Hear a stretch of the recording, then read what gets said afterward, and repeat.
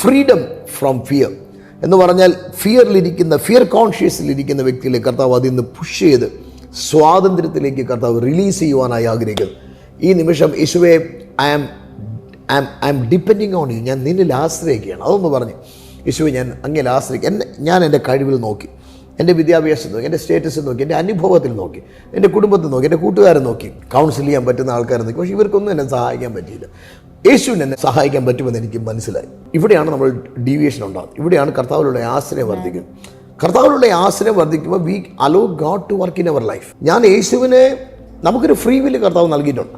പക്ഷേ ഇതേ സമയത്ത് കർത്താവ്, ഞാനിതാ I give you the authority over my life. എൻ്റെ ലൈഫിൽ നിനക്ക് ഉത്തരവാദിത്വത്തെയും അധികാരത്തെയും തരുവാണ്, ഞാൻ അനുവദിക്കുകയാണെന്ന് കർത്താവിനോട് പറഞ്ഞാൽ കർത്താവ് ടേക്ക് ഓവർ ചെയ്യും. ഹല്ലേലൂയ.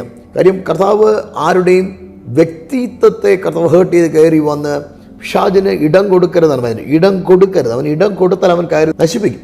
ഒരു സൂചി കയറാനുള്ള ഒരു സ്ഥലം കൊടുത്താൽ അവൻ കയറും. പക്ഷേ യേശു കർത്താവ് അങ്ങല്ല. He is very genuine god, very gentle god. Hallelujah. അതുകൊണ്ട് പരിശുദ്ധാത്മാവിനെ ദുഃഖിപ്പിക്കരുതെന്ന് വചനം പറയുന്നു. അപ്പോൾ എന്നാൽ യേശുവിന് നമ്മൾ ഇടം കൊടുത്താൽ, കർത്താവ് നീ എൻ്റെ ഉള്ളിലേക്ക് കടന്നു വരണം, എന്നെ സഹായിക്കണമെന്ന് ആര് പറയുമ്പോൾ നിങ്ങളെ ഭയത്തിൽ നിന്ന് കർത്താവ് ഫ്രീഡത്തിലേക്ക് കർത്താവ് മാറ്റും.